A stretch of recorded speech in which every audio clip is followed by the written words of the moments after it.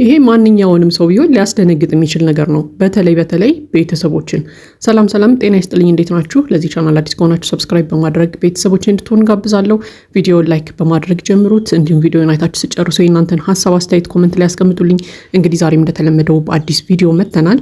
እንግዲህ ትላንትና አንድ አዲስ ነገር ተፈጥሯል። ቡዜና ዳኒ እንግዲህ አብርሃምን ለመውሰድ ተቀጣጥረው ነበር። ነገር ግን ኤፍሬም እና ሩታ ቀድመዋቸዋል ማለት ነው። እንግዲህ ምናልባት ነገሩን አብርሃም ነግሯቸው ሊሆን ይችላል። እሱ ነው የሚጠረጠረው ነገር። ምክንያቱም አብርሃም ካልነገራቸው በስተቀር ማንም ሊያውቅ አይችልም ነበረ እና ቡዜ ጋር መቀጣጠሩን ማለት ነው።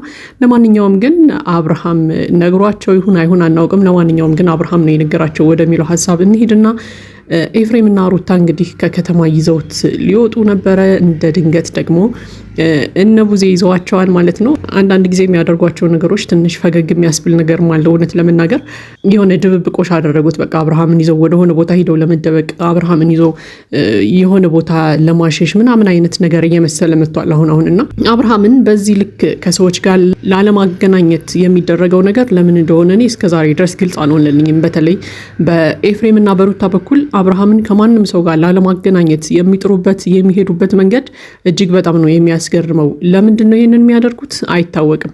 እንግዲህ በነ ሩታና በነ ኤፍሬም ዘንድ ያው አብርሃም ጤነኛ ነው፣ ምንም አልሆነም፣ ከድሮ ምንም የተቀየረው ነገር የለም ብለው ነው እየተከራከሩ ያሉት። እውነት ለመናገር ይሄ ማንንም ሰው አይኑን የጨፈነ ሰው ራሱ ብታሳዩት ሊገምት የሚችለውን ነገር እነ ሩታና ኤፍሬም እያለባበሱ ሊያልፉት እየሞከሩ ነው ብዬ አምናለሁ። ምክንያቱም የአብርሃም ማንነት መቀየሩን ሁላችንም እናውቃለን። የተቀየረበትን መንገድ ነው እስከዛሬ ድረስ ግልጽ ያልሆነልን እንጂ ሁላችንም እናውቃለን። ለማንኛውም እንግዲህ እነ ኤፍሬም እና ሩታ አብርሃም ጤነኛ ነው፣ ምንም አልሆነም፣ ከድሮ የተቀየረ ነገር የለም ብለው የሚያምኑ ከሆነ ከሰው ጋር መገናኘቱን ለምን በዚህ ልክ እየፈሩት እንዳለ አልገባኝም። በቃ ጤነኛ ነው ብለው የሚያምኑ ከሆነ ከሰው ጋር ለምንድን ነው የማይገናኙ? በተለይ ከእህቱና ከወንድሙ ጋር ራሱ እንዳይገናኝ እያደረጉት ነውና አንዳንድ ጊዜ አንዳንድ ጥያቄዎች ያስነሳል ይሄ ነገር። ለኤፍሬምና ለሩታ ማን ነው ይህንን መብት የሰጣቸው? አብርሃምን እንደፈለጉ እንዲያደርጉት ወይ ደግሞ አብርሃምን በቁጥጥራቸው ስር እንዲያደርጉት ማን ነው መብት የሰጣቸው? ይሄ ወንጀልስ አይደለም ወይ? አንድ ሰው ማንነቱን አስክዶ በራሳቸው መንገድ እንደፈለጉ እየዘወሩ ማንቀሳቀስ ወንጀል አይደለም ወይ? ማን ነው ይህን ነገር አቤት የሚለው ነገር የሁላችንም ጥያቄ ነው።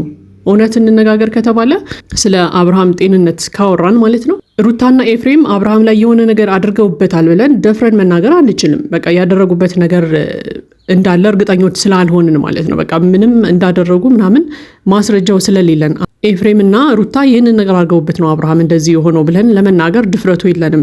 ነገር ግን አብርሃም ጤነኛ አይደለም ብለን ግን ደፍረን መናገር እንችላለን። ምክንያቱም እንዳልሆነ ስለምናውቅ ማለት ነው። እንግዲህ ጤነኛ ያልሆነበት መንገድ ምንድን ነው? አውቀው ነው ወይስ ምናምን የሚለው ሌላ ጉዳይ ቢሆንም ነገር ግን ሩታና ኤፍሬም የሆነ ነገር አድርገውታል ከሚለው ሀሳብ በላይ አብርሃም ጤነኛ አይደለም የሚለውን ነገር ደፍረን መናገር እንችላለን። ምክንያቱም ራሱ ስላልሆነ ማለት ነው። በቃ ፍዝዝ ያለ ድንዝዝ ያለ ምናምን እንደሆነ ሁላችንም የምናውቀው ነገር ስለሆነ ማለት ነው። ነገር ግን አብርሃም እንደዚህ ሆኖ እያየ ነው። ሩታና ኤፍሬም ደግሞ ሽምጥጥ አድርገው ደህና ነው፣ ምንም የተፈጠረ ነገር የለም ይሉናል ማለት ነው። ስለዚህ ደህና ከሆነ አብርሃም ምንም የተፈጠረ ነገር ከሌለ ለምንድን ነው ከቤተሰቦቹና በዙሪያቸው ካሉ ሰዎች እያሸሹት ያሉት? አብርሃምን ለምንድን ነው እንዲገናኝ የማይፈቅዱለት? ይሄ ደግሞ የሁላችንም ጥያቄ ነው። ለማንኛውም እንግዲህ ዳኒና ቡዜ ሀሳባቸው አልተሳካም ማለት ነው። እንግዲህ ይዘውት ለመሄድ አስበው ነበረ። ያ ነገር በፍጹም እየተሳካላቸው አይደለም። ግን አሁንም የኔ ጥያቄ ለኤፍሬምና ለሩታ ማን ነው ይህንን መብት የሰጣቸው? ማን ነው አብርሃምን እንደፈለጉ እንዲያደርጉ መብት የሰጣቸው? ብዙ ቪዲዮ ላይ አይታችሁ ከሆነ በቃ ልክ እንደ ባለመብት ነው የሚሆኑት። በቃ አብርሃምን እንውሰደው ሲሏቸው አትወስዱም ይላሉ። አብርሃምን እናናግረው ሲሏቸው አታናግሩም ይላሉ። አብርሃም እንደዚህ እናርገው አይሆንም ይላሉና በእነሱ ፈቃድ ነው ሁሉም ነገር እየሆነ ያለውና በተለይ ኤፍሬም እሺ ወንድሙ ነው እንበል፣ ወንድሙ ስለሆነ እንደፈለገ ማድረግ ይችላል እንበል። ሩታ እኮ የኔ ማድረግ መብት የላትም ስለ እውነት እንነጋገር ከተባለ ማለት ነው። አብርሃም ጋር እኮ ተፋታለች። ስለዚህ ከነ ቡዜ ከነ ዴቭ በልጣ አብርሃምን የመቆጣጠር መብት ራሱ የላትም። ለምንድን ነው ይሄንን እያደረገች ያለችው? አናውቅም። ምናልባት ሩታ እንደዚህ አይነት መብት እንዲሰማት ያደረጋት የኤፍሬም አብሯት መኖር ነው ብዬ አስባለሁ። በቃ ወንድሙ ስለሆነ እሱ ወንድሜ ነው ይላል። ሩታ በዛ ነገር ተጠያቂ አትሆንም። ምክንያቱም ወንድሙ አብሮት ስላለ ማለት ነው። ስለዚህ ወንድሙን ወይ ደግሞ የኤፍሬምን አብሮ መኖር እሱን ይመስለኛል ሩታ ተማምና እንደዚህ በአብርሃም ላይ መብት ያላት እስኪመስላት ድረስ እየተሰማት ያለው ማለት ነው። ለማንኛውም ግን አብርሃምና ሩታ ተፋተዋል። ይሄ ነገር የቆየ ታሪክ ነው መፋታታቸው ማለት ነው። ስለዚህ አብርሃምን ልክ እንደ ራሷ ንብረት የማንቀሳቀስ መብት የላትም ሩታ።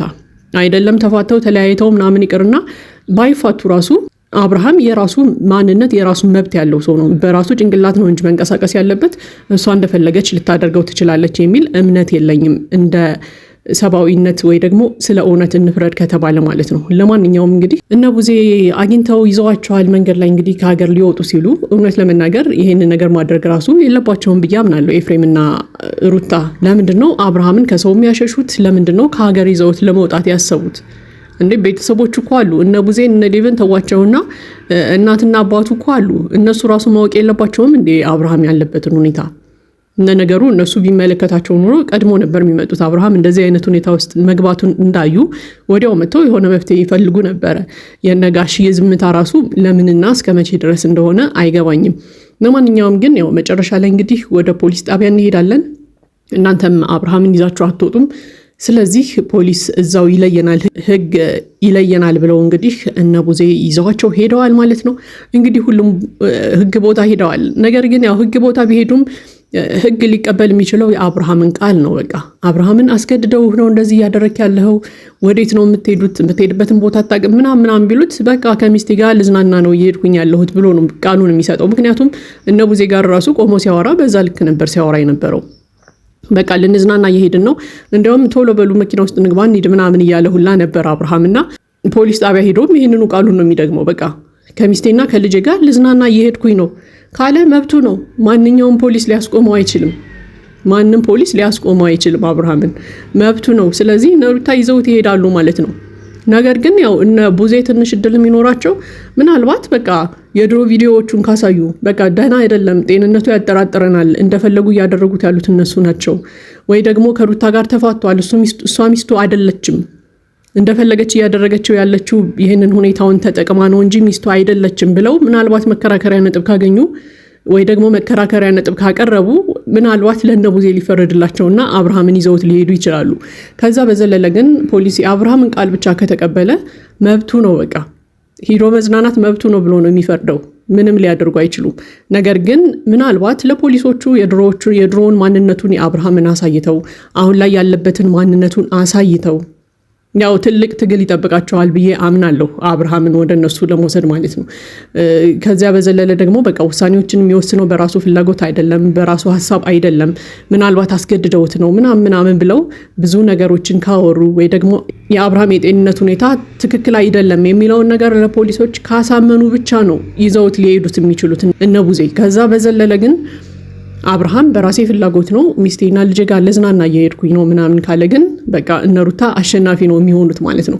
ለማንኛውም ግን አብርሃም አሁን ያለበት ሁኔታ እውነት ለመናገር በጣም አሳሳቢ ደረጃ ላይ ደርሷል የሚል እምነት አለኝ። በቃ እነ ሩታና ኤፍሬም ደህና ነው ምንም አልሆነም እንደሚለው ደህና እንዳልሆነ ሁላችንም እናውቃለን። በቃ ይሄ ማንም ሰው የሚያሞኙበትም የሚሸውዱበትም ጉዳይ አይደለም። በቃ አብርሃም ደህና እንዳልሆነ ሁላችንም እናውቃለን።